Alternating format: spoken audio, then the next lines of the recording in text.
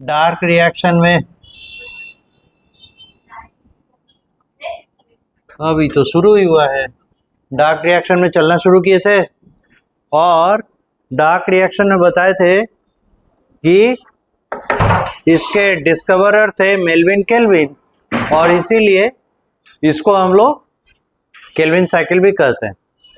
तीसरा इंपॉर्टेंट बात बताए थे कि इसका फर्स्ट स्टेबल प्रोडक्ट जिसे हम आइसोलेट करते हैं, जिसे हम है ना कैप्चर कर सकते हैं, उसका मतलब कंपोजिशन देख सकते हैं, वो कंपाउंड था 3 कार्बन का कंपाउंड। इसीलिए और वो एसिड भी है, तो 3 कार्बन का एसिड है वो। फिर बात कर रहे हैं, वेरी बैड, थोड़ा दूर दूर बैठिए। हाँ, और किनारे जाइए, एकदम किनारे।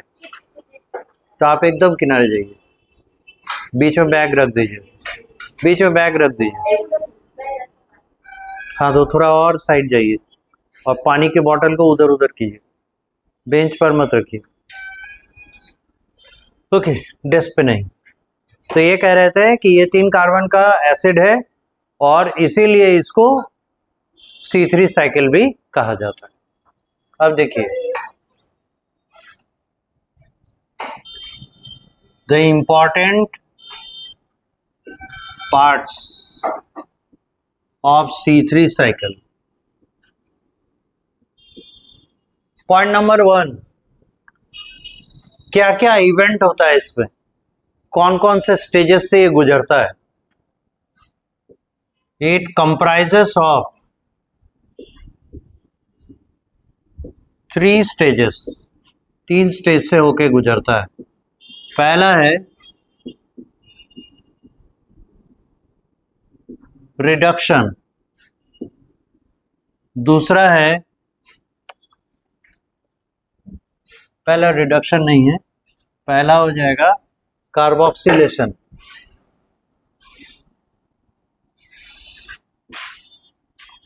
पहला स्टेज है या पहला स्टेप है कार्बोक्सिलेशन, दूसरा स्टेज है रिडक्शन,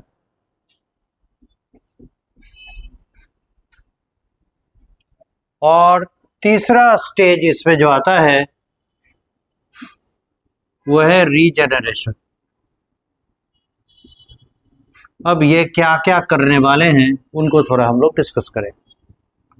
सीरियल नंबर 2, कार्बोक्सिलेशन में क्या होता है।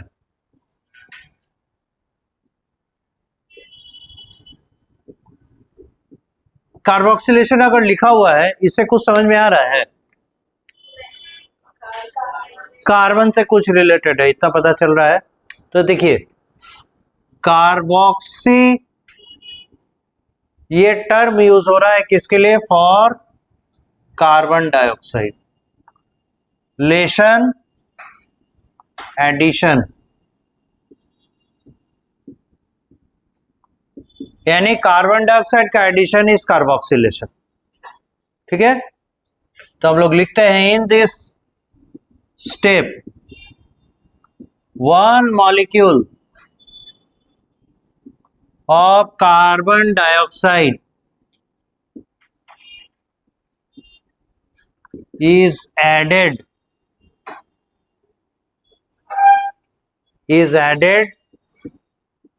to a molecule which is itself 5 carbon compound। मतलब समझिए, कहता है कि कार्बोक्सिलेशन स्टेज में क्या करते हैं कि एक कार्बन का कंपाउंड हो गया, वो है कार्बन डाइऑक्साइड। ठीक है, एक कार्बन का कंपाउंड है और इसको ऐड करते हैं किसमें, 5 कार्बन के कंपाउंड में। तो अगर एडिशन हुआ तो ये 5 कार्बन प्लस 1 कार्बन, टोटल कितना हो जाएगा, 6 कार्बन। तो एक 6 कार्बन का कंपाउंड इसके रिजल्ट में बनेगा। सो ए 6 carbon compound is formed as a result लेकिन है क्या कि ये कार्बन का जो 6 कार्बन का जो कंपाउंड है मोमेंटरीली फॉर्म करता है, मतलब थोड़ी देर के लिए, it doesn't have a long life, ठीक है, इट्स शॉर्ट लिव्ड, ये थोड़ी देर के लिए रहता है और उसके बाद टूट जाता है, ठीक है। यानी आप कोशिश करके भी इसको आसानी से आइसोलेट नहीं कर पाइएगा, अगर आइसोलेट करेंगे भी तो देर हो जाएगी, it will break down. So this 6 carbon compound is an unstable compound। तो अनस्टेबल है तो होता क्या होगा, which breaks down into 2 molecules of a 3 carbon compound, 3 phosphoglyceric acid, 3PGA in short। तो देखिए कार्बन का अकाउंटिंग, कितने मॉलिक्यूल्स हैं, 2 मॉलिक्यूल्स हैं, कितना कार्बन है, 3 कार्बन। आप कितना कार्बन का कंपाउंड बनाए थे, 6, तो इधर भी 3 2 जो 6, उधर भी 6, यानी कार्बन अकाउंटिंग बैलेंस्ड है। हम जितने कार्बन के साथ शुरुआत किए थे, अभी भी प्रोडक्ट साइड में total number of carbon atoms उतने ही है ना। तो ये कार्बोक्सिलेशन का मेथड है। और अब हम लोग जानेंगे नेक्स्ट अटेम्प्ट में कि इस कंपाउंड का नाम क्या है, ये इंपॉर्टेंट है,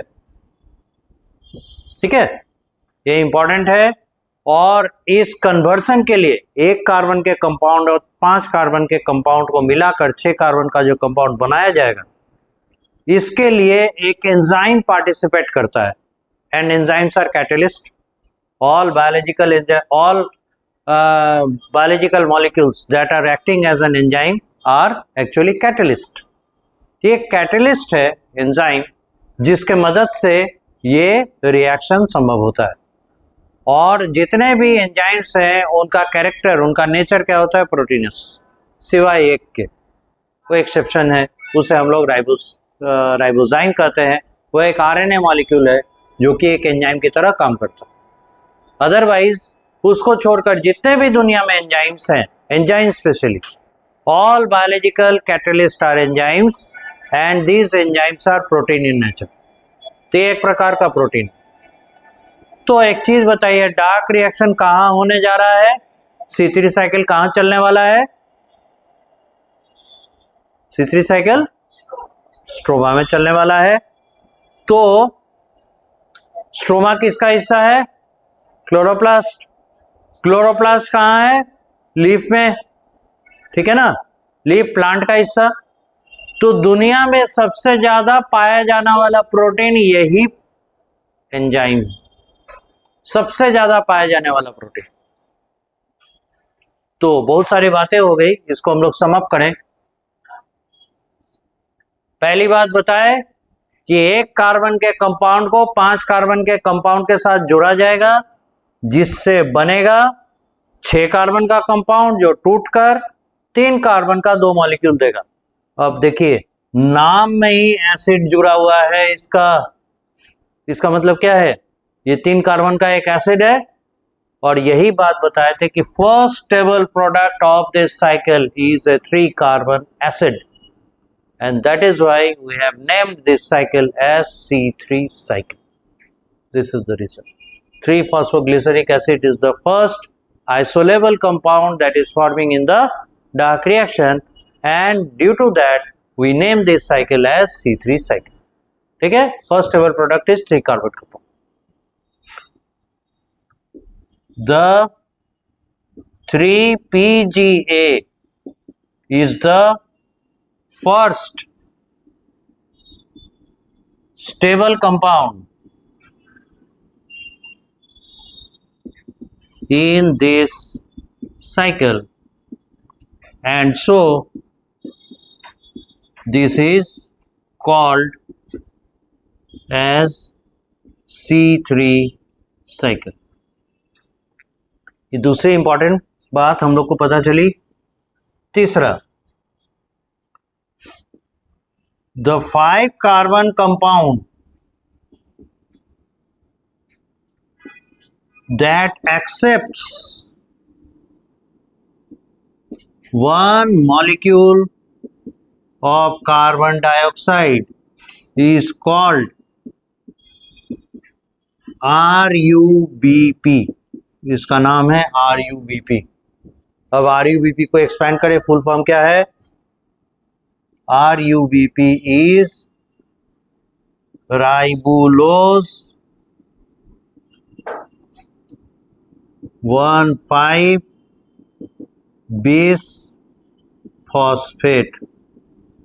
थोड़ा सा कंफ्यूजन होगा, लगेगा कि हम लोग केमिस्ट्री पढ़ रहे हैं कि biology, but this is actually physiology, where we are explaining the biological facts with the help of the chemistry or physics. So these basic sciences are being employed over here to explain the concept of biology. So that is why I always tell you that biology uses 2 eyes. One is of chemistry and another one is physics. So we are looking through our chemical eye, but the physical eye will also come into. Anyway, तो पहला जो compound है, यानी पहला क्या, ये वो compound है जो कि कार्बन डाइऑक्साइड को एक्सेप्ट करेगा और 6 कार्बन का कंपाउंड बनाने जाएगा, और इसी का नाम है RUBP, राइबुलोज 1,5 बिसफॉस्फेट। ये एक शुगर मॉलिक्यूल है 5 कार्बन का। ज़्यादा घबराने का जरूरत नहीं है, बायोमॉलिक्यूल्स जब हम लोग पढ़ेंगे तो ये सभी जो कंपाउंड्स आपको दिख रहे हैं, कहीं ना कहीं मिल रहे हैं, अभी इनका नाम, अभी इनका इंपॉर्टेंस समझते जाइए, बायोमॉलिक्यूल्स में उनका स्ट्रक्चर दिखाई देगा तो और अच्छा अंडरस्टैंडिंग। बहुत बढ़िया चैप्टर, बहुत मजा आएगा। वो बायोकेमिस्ट्री है, एकदम केमिस्ट्री है, बस बायोलॉजी का थोड़ा बहुत उसमें तड़का लगा हुआ है। केमिस्ट्री में भी है, पर बायोलॉजी और केमिस्ट्री में इस बायोमॉलिक्यूल को पढ़ने का अप्रोच अलग है। यहाँ हम लोग स्ट्रक्चर देखेंगे और यूज देखेंगे, फंक्शन, और केमिस्ट्री में उसके केमिकल रिएक्शंस देखेंगे। दोनों अप्रोच है, दोनों पढ़ाया गया है। इसलिए ऐसा मत सोचिए कि 11th में जो बायोमॉलिक्यूल्स पढ़ेंगे उसका बस 11th में यूज है, नहीं साहब। 12th में इसके साथ एक बड़ा, बहुत ही इंपॉर्टेंट और सबसे ज्यादा क्वेश्चन पूछे जाने वाले चैप्टर्स में से एक चैप्टर जुड़ा है, वो है मॉलिक्यूलर बेसिस ऑफ इनहेरिटेंस। जो DNA, RNA एंड प्रोटीन है, उनका फॉर्मेशन कैसे होता है, सेल कैसे बनाता है, कैसे तोड़ता है, एटसेट्रा एटसेट्रा, ये सब आपको बायोलॉजी में पढ़ने के लिए। और केमिस्ट्री में 12th के सेकेंड बुक में है ना, सेकेंड लास्ट चैप्टर है वही बायोमॉलिक्यूल्स, उसमें भी उसको दिया गया है, सारी चीजें हैं, पर वहाँ उसके केमिकल रिएक्शंस हैं, और यहाँ एप्लीकेशन पढ़ेंगे। तो इसलिए इसको तो पढ़ना ही पढ़ना है। अगर आप पढ़ते हैं यहाँ अच्छे से तो 12th के 2 चैप्टर में आपको बेनिफिट होगा, और अगर इसको स्किप करते हैं तो बायोलॉजी कमजोर रह जाएगा और केमिस्ट्री में एक सिंपल चैप्टर आप मिस कर जाएंगे।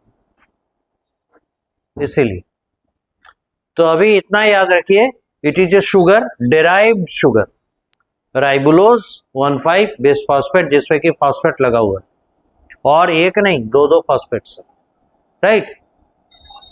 ओके, अब लगे हाथ एक और इंपॉर्टेंट इंफॉर्मेशन याद है, थोड़ी देर पहले अभी हम लोग बात कर रहे थे, एक एंजाइम है जो कि इस रिएक्शन को मैन्यूवर करता है, इसको अकम्प्लिश करता है, कंप्लीट करता है, और वो दुनिया का सबसे ज्यादा पाया जाने वाला प्रोटीन है, उसका नाम है rubisco.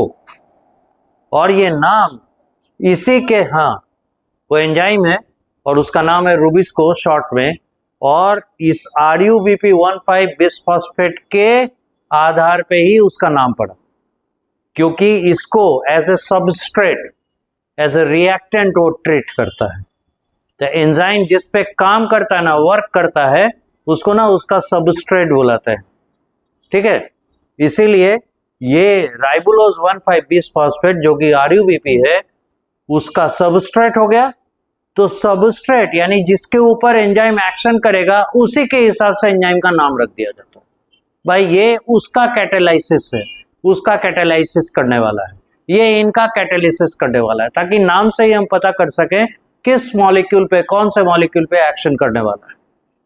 That is the reason. ठीक है। द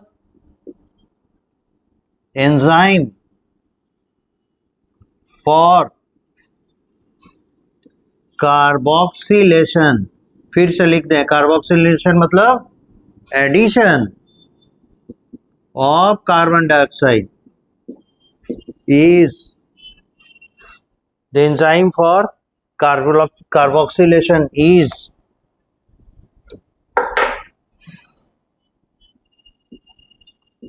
रूबिस्को, या इसको ऐसे लिखा जाता है एक्चुअली में,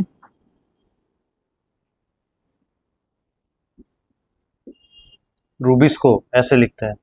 ये तो बस हम लोग ऐसे इसको इंपॉर्टेंस देने के लिए लिखे, इस तरीके से लिखते हैं रूबिस्को, और इसका फुल फॉर्म है ribulose 1,5 bis phosphate PHAT phosphate carboxylase ऑक्सीजिनेज।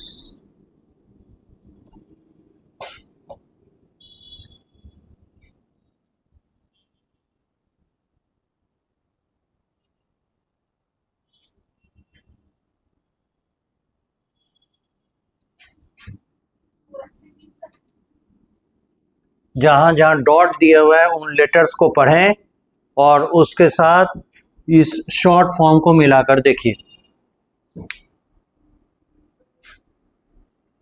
क्या दिखा? R लिया, U लिया, B लिया, I लिया, S लिया, C ले लिया, O ले लिया, रूबिस्को। ठीक है, यहां तक पूरा कीजिए, फिर आगे बढ़ेंगे। ये पहला स्टेज था। अब हम लोग स्टेप 2 में आते हैं। और इसमें क्या होने वाला है? रिडक्शन। हाँ, यह स्टेज 1 जो आप कह लीजिए। स्टेज 1 में पहला चीज हुआ कार्बोक्सिलेशन। कार्बोक्सिलेशन के बाद अगले स्टेप में क्या होने वाला है? तो रिडक्शन। किसका रिडक्शन होगा? तो जो मॉलिक्यूल है जो बना है कार्बोक्सिलेशन के वजह से, उसका रिडक्शन होगा। तो रिडक्शन के लिए हमें क्या करना होता है? या तो ऑक्सीजन हटाना पड़ता है या हाइड्रोजन जोड़ना पड़ता है। क्या ऑक्सीजन हटाने का काम कभी कर पाएंगे जब हाइड्रोजन जोड़ पाएंगे? आई मीन ये ऑर्गेनिक एसिड है, 3-फॉस्फोग्लिसरिक एसिड क्या है? Organic acid. एसिड का रिडक्शन आप लोग को पहले भी समझाया है। अगर एसिड को रिडक्शन करते हैं तो क्या मिलता है? एल्डिहाइड या कीटोन मिलता है ना। एसिड को अगर रिड्यूस करते हैं तो एल्डिहाइड मिलता है या कीटोन मिलता है, दोनों में से कुछ मिलेगा। तो यहां भी वही होगा, एल्डिहाइड या कीटोन बनेगा। तो होगा क्या रिडक्शन में? हाँ, जो इंपॉर्टेंट चीज है, इस रिडक्शन में एनर्जी खर्च होगा। यह आसान नहीं है, एनर्जी खर्च होगा। अब एनर्जी खर्च होता है सेल के, ये कहाँ चल रहा है कार्यक्रम? सेल के अंदर ही चल रहा है ना। तो सेल के अंदर में एनर्जी प्रोवाइडर कौन होता है? ये हम लोग तो 6, 7, 8 से ही जानते हैं। Energy currency of cell is powerhouse of cell is mitochondria. Energy currency of cell is ATP। तो हम लोग लाइट रिएक्शन में ATP बनाए, इसीलिए उस ATP का खर्चा यहां पे करेंगे। First, it is energy intensive. इसे एनर्जी चाहिए, So the energy is provided by the ATP, and this ATP is synthesized in the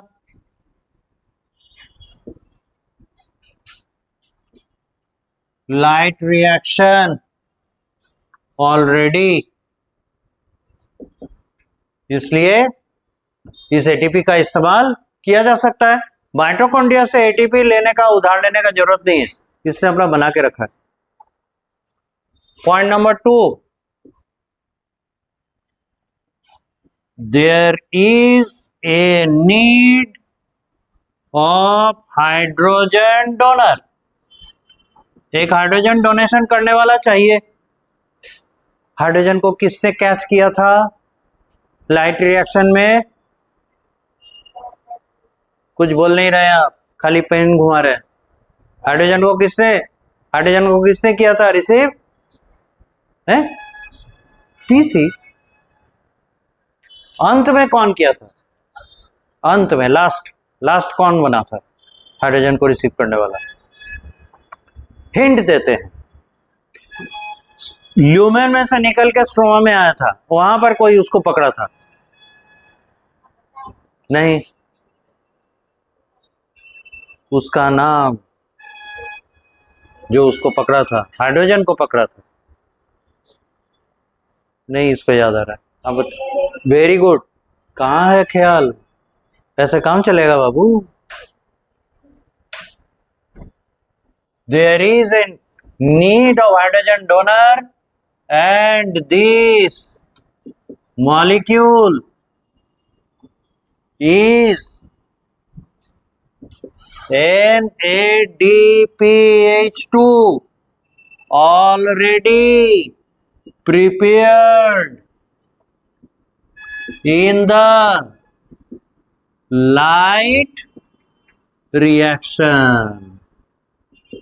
अब एक बात बताइए, यहां से आप लाइट रिएक्शन का जो दो आउटपुट है, प्रोडक्ट है, एटीपी, NADPH2, दोनों को यूज कर रहे हैं। क्या इससे कुछ मतलब निकलता है? मतलब यह निकलता है लाइट रिएक्शन का जो प्रोडक्ट है वो डार्क रिएक्शन का इंग्रेडिएंट है। इंग्रेडिएंट मतलब उसके इस्तेमाल का पदार्थ, उसके इस्तेमाल का वस्तु, है कि नहीं? तो लाइट रिएक्शन इसीलिए किया जा रहा है ताकि डार्क रिएक्शन का इंग्रेडिएंट, रिएक्टेंट प्रोड्यूस किया जा सके।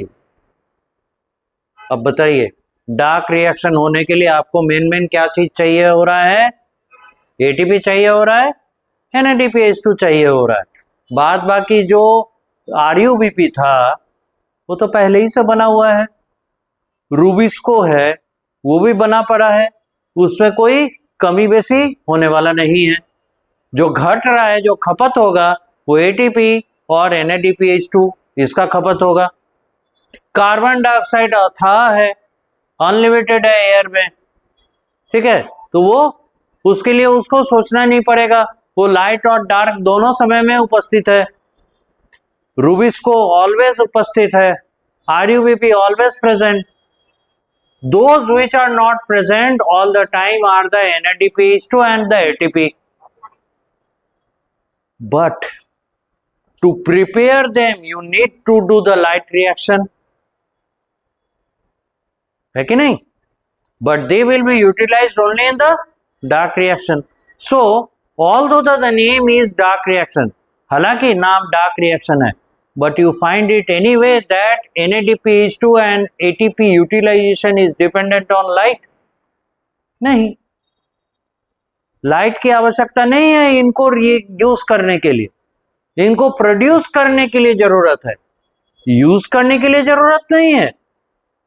इसका मतलब अगर आप बना के स्टोर कर देते हैं, काम चलता रहेगा।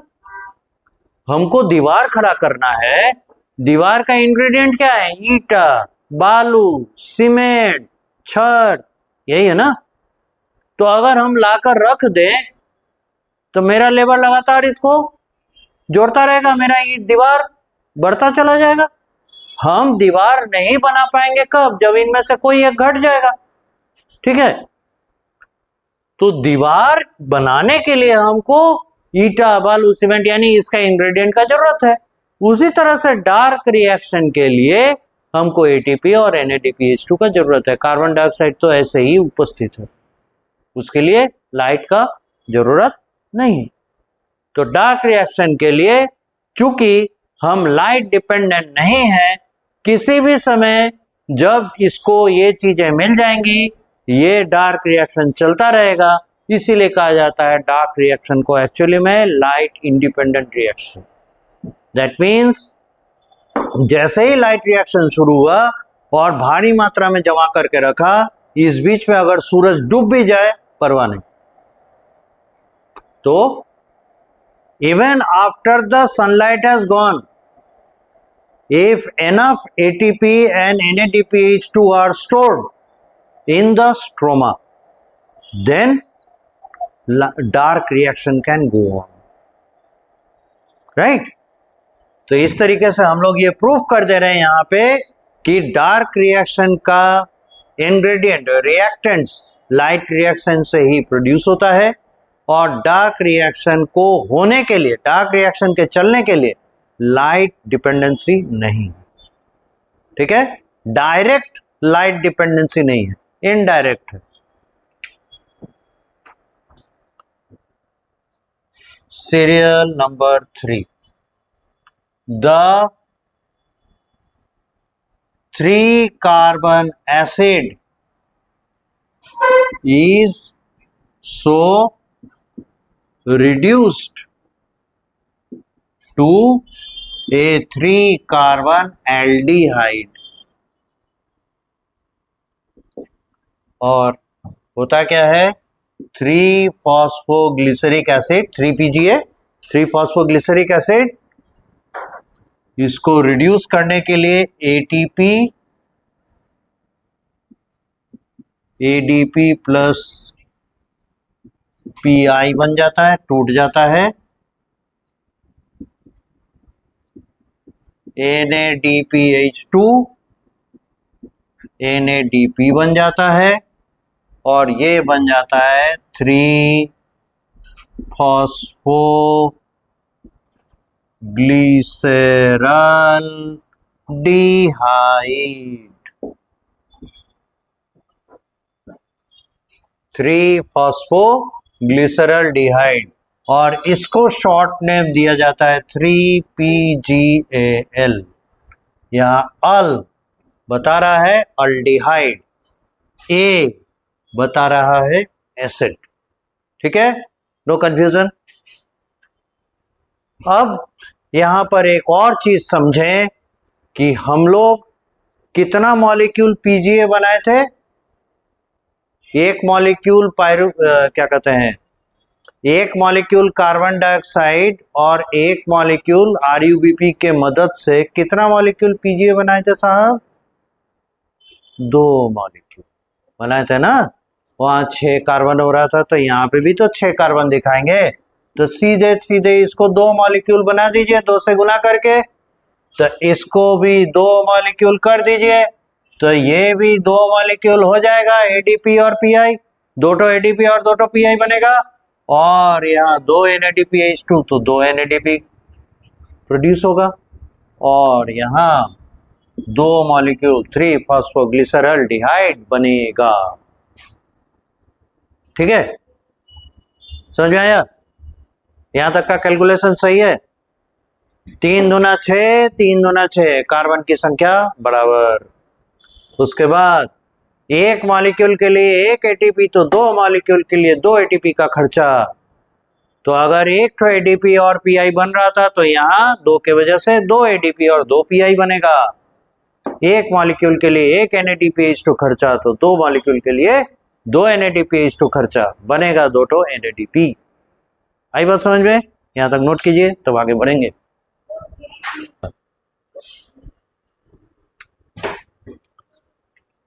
ओके, तो हम लोग यहां देख रहे हैं ये सेकेंड स्टेप है जिसमें कि रिडक्शन हुआ। अब एक चीज यहां जान के रखिए, ये जो रिडक्शन होने के बाद 3-फॉस्फोग्लिसरॉल्डिहाइड बना ना, यही वापस, अभी तो आरयूबीपी खर्चा हो गया, आरयूबीपी खर्चा हुआ ना, तभी ना 6 कार्बन का कंपाउंड और फिर 3 कार्बन का कंपाउंड बना, आरयूबीपी तो खर्च हो गया। अब क्या करना है, नाम क्या है इस पूरे प्रोसेस का, साइकिल। और साइकिल में क्या होता है, जहां शुरू वहीं खत्म, यानी खत्म करने के लिए हमको क्या करना पड़ेगा, आरयूबीपी को दोबारा तैयार करना पड़ेगा, रीजनरेट करना पड़ेगा। इसीलिए नेक्स्ट साइकिल होगा, नेक्स्ट स्टेज होगा रीजनरेशन। और रीजनरेशन ऑफ व्हाट, आरयूबीपी। तो आरयूबीपी को रीजनरेट करने के लिए चलेगा कौन, यही महाशय। ठीक है, अब आप बोलिएगा सर हम लोग डार्क रिएक्शन पढ़ रहे हैं ना, और शुरू में ही आप बोल्डली लिखवाए हैं, बताए हैं, समझाए हैं कि डार्क रिएक्शन का आउटपुट होता है glucose.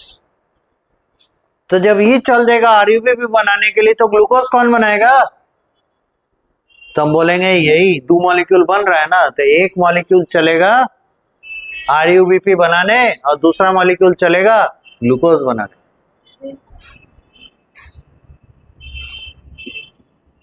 goes to glucose formation,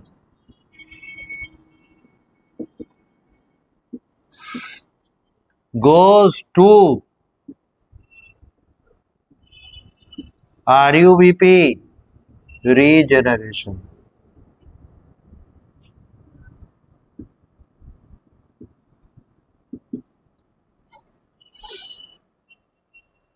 तो यही वो शख्स है जो आरयूबीपी रीजनरेशन की ओर जाएगा और ग्लूकोज फॉर्मेशन की ओर जाएगा।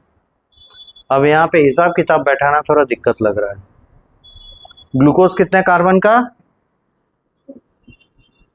आरयूबीपी कितने कार्बन का, और आप यहां टोटल कितना कार्बन दिए हैं, 6 कार्बन। तो 6 कार्बन से 6 कार्बन को भी आप डिवाइड किए, 3 कार्बन इधर 3 कार्बन इधर। ये कैसा हिसाब किताब है कि 3 कार्बन का कंपाउंड 6 कार्बन का कंपाउंड बना रहा है, पॉइंट। ये कैसा रिएक्शन है कि 3 कार्बन का कंपाउंड 5 कार्बन का कंपाउंड बना रहा है, हाउ, है ना, दिस इज स्ट्रेंज। ठीक है, उसका भी सॉल्यूशन निकलेगा। हम लोग यहां बोलते हैं the next step in the C3 cycle is the two-way requirement. One, glucose formation,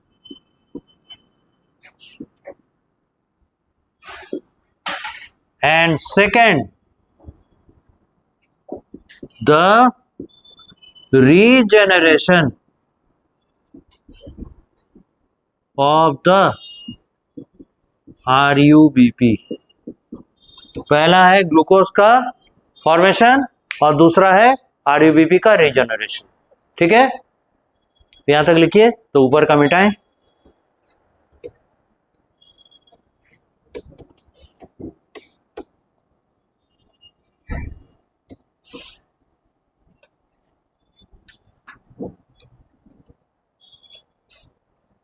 फिर बात कर रहे हैं, वेरी बैड। अभी इतना समझाएं आप लोग को,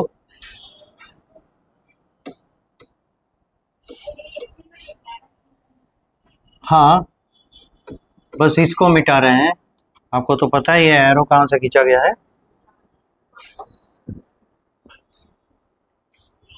को अभी तक लिखे भी नहीं, हम तो आगे बढ़ने वाले हैं। अब स्टेप 3, अभी रुक जाइए।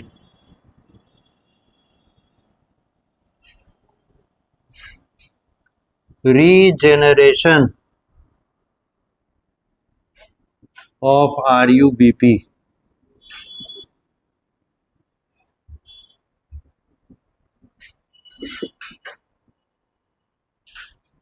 the molecule that gives back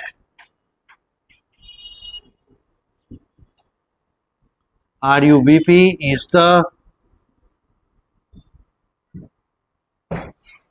3-PGAL, short में 3-phosphoglyceraldehyde. For one molecule generation of RUBP we need, we क्यों,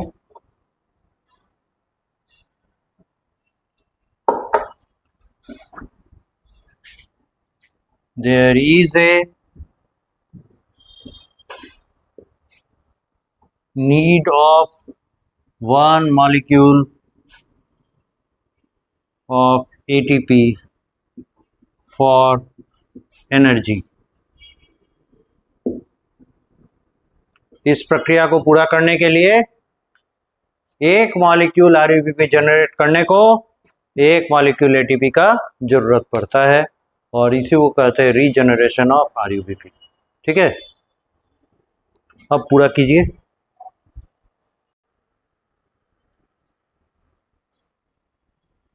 नीचे का चीज हो चुका होगा, ये तो हो गया, मिटा दे.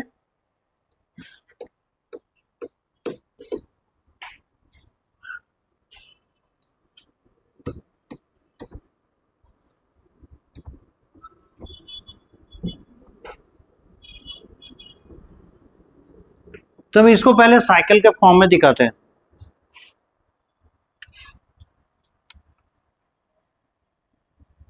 RUBP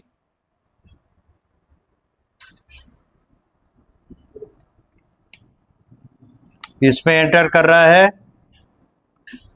carbon dioxide. अब RUBP है 5 कार्बन का, कार्बन डाइऑक्साइड है 1 कार्बन का.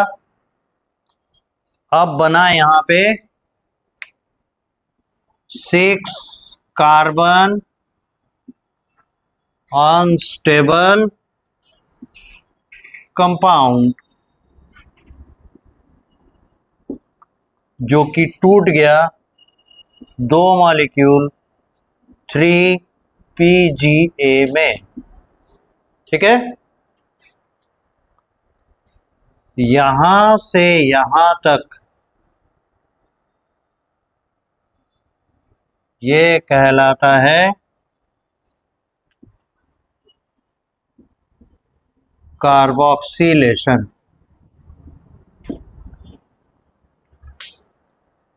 अब ये 3-PGA 2 molecule NADPH2 2 molecule ATP खर्च करके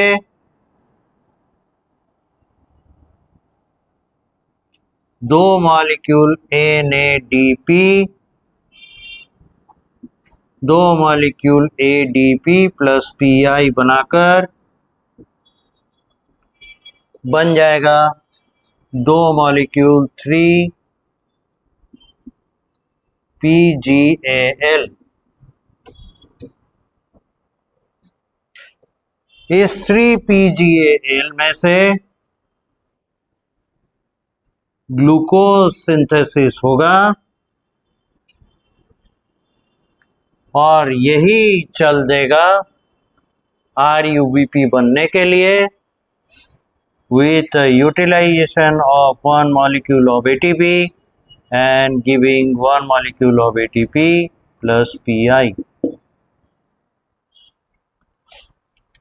तो यहां से यहां तक ये कहलाता है रिडक्शन, और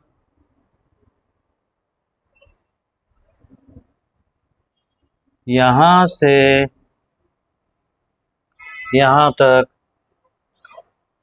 ये कहलाता है रीजनरेशन. कोई डाउट नहीं ना? पूरा कीजिए. और यहाँ लिख दें C3 साइकिल। फ्रेश बनाइए।